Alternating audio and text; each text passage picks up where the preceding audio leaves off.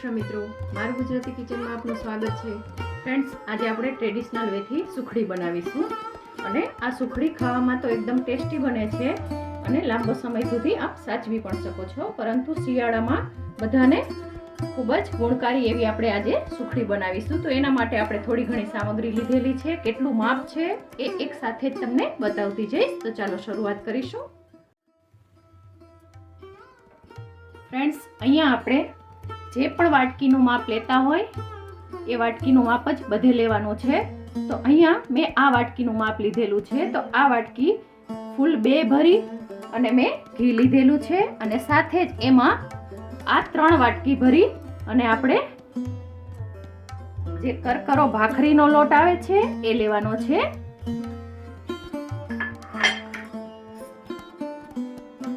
અને આને ખૂબ સારી રીતે શેકતું જવાનું છે.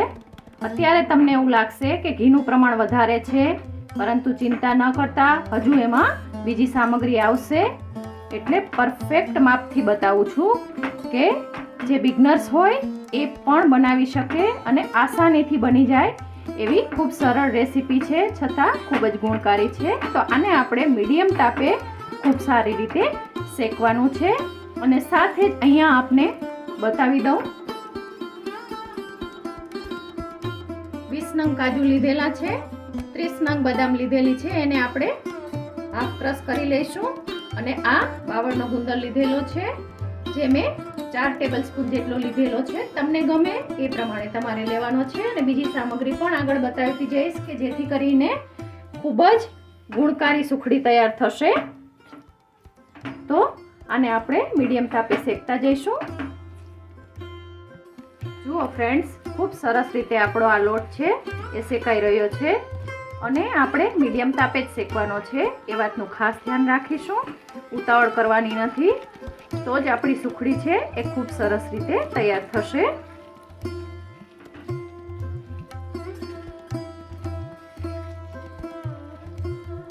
જુઓ, ખૂબ સરસ રીતે તૈયાર થાય છે. તો હજુ પણ આને આપણે શેકીશું અને થોડો એવો કલર ચેન્જ થાય ત્યાં સુધી શેકીશું. જુઓ ફ્રેન્ડ્સ, સુગંધ ખૂબ જ સરસ આવે છે અને કલર પણ સરસ એવો ચેન્જ થઈ ગયો છે. તો હવે આપણો આ લોટ છે એ ખૂબ જ સારી રીતે શેકાઈ અને તૈયાર થઈ ગયો છે. તો હવે એમાં આપણે આ ગુંદર છે એને આવી રીતે ડાયરેક્ટ ઉમેરી દઈશું. ફ્રેન્ડ્સ, અગાઉથી ગુંદર ફોડવાની કોઈ જરૂર નથી. બસ આવી જ રીતે ઉમેરી દેવાનો છે.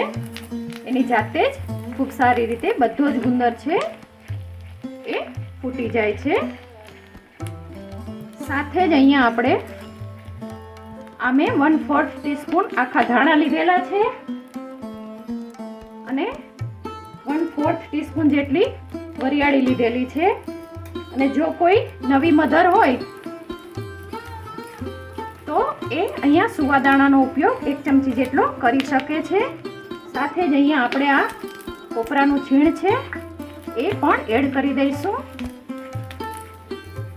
અને ગેસને આપણે બંધ કરી દઈશું.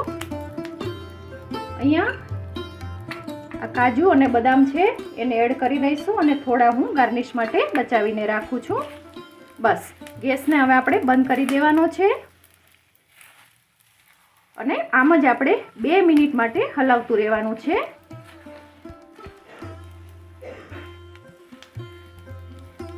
જોઈ શકો છો ઘીનું પ્રમાણ છે એ પરફેક્ટ થયું છે. તો આને આપણે આમ જ 2 મિનિટ માટે હલાવીશું. ફ્રેન્ડ્સ, 2 મિનિટ થઈ ગઈ છે. તો હવે આમાં આપણે આ 2 કટોરી જે માપ લીધેલું હતું એ 2 કટોરી ગોળ એડ કરવાનો છે. તમે વધતા ઓછું પ્રમાણ કરી શકો છો, પરંતુ આ પરફેક્ટ માપ હશે. સાથે જ અહીંયા 1 ચમચી સીતોફલાદી પાવડર લીધેલો છે, 1 ચમચી સૂંઠનો પાવડર લીધેલો છે અને 1 ચમચી પીપળી મૂળના ગંઠોડાનો પાવડર લીધેલો છે. હવે આ બધું જ આપણે મિક્સ કરી દેવાનું છે. અહીંયા પાઈ લેવાની જરૂર નથી, જેથી કરીને આપણી સુખડી છે એ ખૂબ જ સોફ્ટ બને. અને અને આને આપણે ખૂબ સારી રીતે પહેલાં તો મિક્સ કરી લઈશું. જુઓ ફ્રેન્ડ્સ, ગોળ ખૂબ સારી રીતે મિક્સ થઈ ગયો છે અને જોઈ શકો છો કે ઘીનું પ્રમાણ પરફેક્ટ થયું છે. તો હવે આને આપણે એક ગ્રીસ કરેલી ટ્રેમાં નીકાળી લઈશું. પહેલાં તો જુઓ ફ્રેન્ડ્સ, હવે આને આપણે ખૂબ સારી રીતે બસ આમ જ દબાવી લેવાનું છે અને સારી રીતે સ્પ્રેડ કરી લેવાનું છે.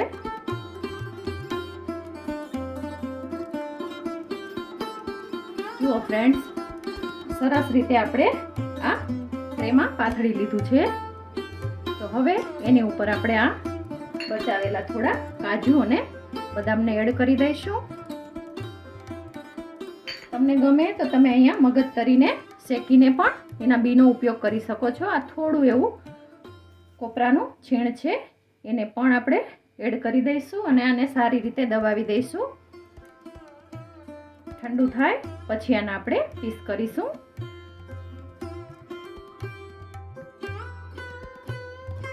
જુઓ ફ્રેન્ડ્સ, ખૂબ સરસ રીતે આ ઠંડી થઈ ગઈ છે. તો હવે આને આપણે કટ કરી લઈશું. ગમતા પીસમાં આપણે કટ કરવાનું છે અને આપ જોઈ શકો છો ખૂબ જ આસાનીથી સારી રીતે કટ પણ થઈ જાય છે. હું અહીંયા થોડા મોટા પીસ કરું છું. હું આને એક સરખા પીસમાં કટ કરી લઉં.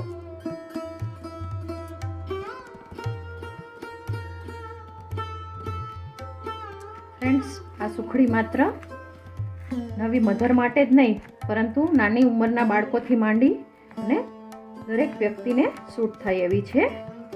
તો આ શિયાળામાં ખૂબ જ ગુણકારી એવી આપણી આ સુખડી તૈયાર છે. તો ચાલો આને આપણે સર્વ કરી લઈશું.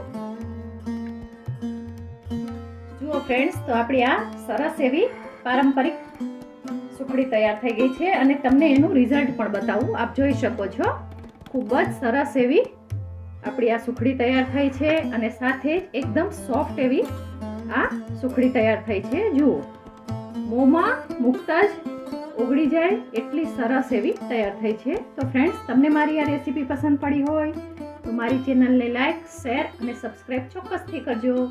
આભાર મિત્રો. જય શ્રી કૃષ્ણ.